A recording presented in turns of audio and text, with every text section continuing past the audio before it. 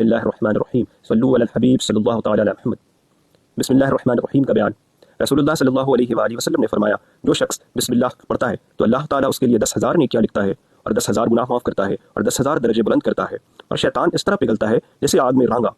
ہر ذیشان اہم کام جو بسم اللہ سے شروع نہ کیا جائے وہ ناتمام ادھورا رہے گا، اور جس نے بسم اللہ کو ایک بار پڑھا اس کے گناہوں میں سے ایک ذرہ بھر گناہ باقی نہیں رہتا۔ اور فرمایا، جب تم وضو کرو تو بسم اللہ والحمدللہ کہہ لیا کرو، کیونکہ جب تک تمہارا وضو باقی رہے گا اس وقت تک تمہارے فرشتے یعنی قیام القاتبین تمہارے لیے برابر نہیں کیا لکھتے رہیں گے۔ رسول اللہ صلی اللہ علیہ وآلہ وسلم نے فرمایا، شب معراج میں 4 نہریں دیکھی۔ شب معراج میں نے 4 نہریں دیکھی، ایک پانی کی، دوسری دودھ کی، تیسری شراب کی اور چوتھی شہد کی۔ اور آپ نے جبرائیل علیہ السلام سے پوچھا، یہ نہریں کہاں سے آ رہی ہیں؟ حضرت جبرائیل نے عرض کی، مجھے اس کی خبر نہیں۔ ایک دوسرے فرشتے نے عرض کی، ان چاروں کا چشمہ میں دکھاتا ہوں۔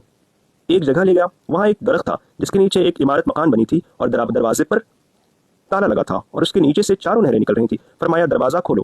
عرض کی، اس کی کنجی میرے پاس نہیں ہے بلکہ آپ کے پاس ہے۔ حضور نے بسم اللہ پڑھ کر تالے کو ہاتھ لگایا، دروازہ کھل گیا۔ اندر جا کر دیکھا، اس عمارت میں 4 کھمبے ہیں اور ہر کھمبے پر بسم اللہ لکھا ہوا ہے، اور بسم اللہ کی میم سے پانی، اللہ کی ہاں سے دودھ، رحمان کی میم سے شراب اور رحیم کی میم سے شہد جاری ہے۔ اندر سے آواز آئی، اے میرے محبوب، آپ کی امت میں سے جو شخص بسم اللہ پڑھے گا وہ ان 4 کا مستحق ہوگا۔ تفسیر نعیمی۔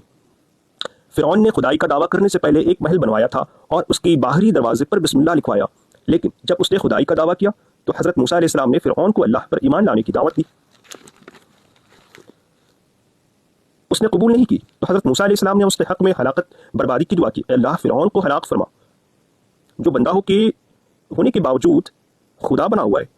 وہی آئی کہ اے موسیٰ، فرعون اس قابل ہے کہ اسے ہلاک کر دیا جائے، لیکن میں اپنا نام دیکھ رہا ہوں، اسی وجہ سے فرعون پر کے گھر پر عذاب نہیں آیا۔ اللہ نے اسے وہاں سے نکال کر دریائے نیل میں ڈبویا۔ امام فخر الدین رازی رضی اللہ تعالیٰ فرماتے ہیں کہ جس نے اپنی باہری دروازے پر بسم اللہ لکھ لیا وہ ہلاکت سے دنیا میں بے خوف ہو گیا، خواہ کافر ہی کیوں نہ ہو۔ رسول اللہ صلی اللہ علیہ وسلم رسول اللہ صلی اللہ علیہ وسلم نے فرمایا کہ جب انسان پخانا یا پیشاب یا اپنی بیوی سے صحبت کرنے کے لیے جب بہانا بغیر کپڑے کے ہوتا ہے تو سرکش جن اور شیطان ان کے کاموں میں خلل ڈالتے ہیں اور ستاتے ہیں۔ جب کوئی شخص بسم اللہ پڑھ کر بنانا ہوتا ہے تو شیطان سے پردہ ہو جاتا ہے، پھر نہ کوئی اس کے جسم کو دیکھ سکتا ہے اور نہ کوئی اپنا دخل کر سکتا ہے۔ حضرت عیسیٰ علیہ السلام کی قبر سے گزرے، اس قبر کی میت پر بہت سخت عذاب ہو رہا تھا۔ دیکھ کر چند قدم آگے تشریف لے گئے اور استنجا فرما کر واپس آئے تو دیکھا قبر میں نور ہی نور ہے اور وہاں رحمت الہی کی بارش ہو رہی ہے۔ آپ بہت حیران ہوئے اور بارگاہ الہی میں عرض کی، اے اللہ مجھے اس سے آگاہ فرما۔ ارشاد ہوا، اے عیسیٰ، یہ شخص زیادہ گناہ اور بدکاری کی وجہ سے عذاب میں گرفتار تھا، لیکن اس نے اپنی حاملہ بیوی چھوڑی تھی، اس کے لڑکا پیدا ہوا اور اس کو مکتب بھیجا گیا۔ استاد نے اس کو بسم اللہ پڑھائی، ہمیں حیا آئی کہ میں زمین کے اندر اس شخص کو عذاب دوں جس کا بچہ زمین پر میرا نام لے رہا ہے۔ نیک بچوں کی نیکی سے والدین کی نجات ہوتی ہے۔ تفسیر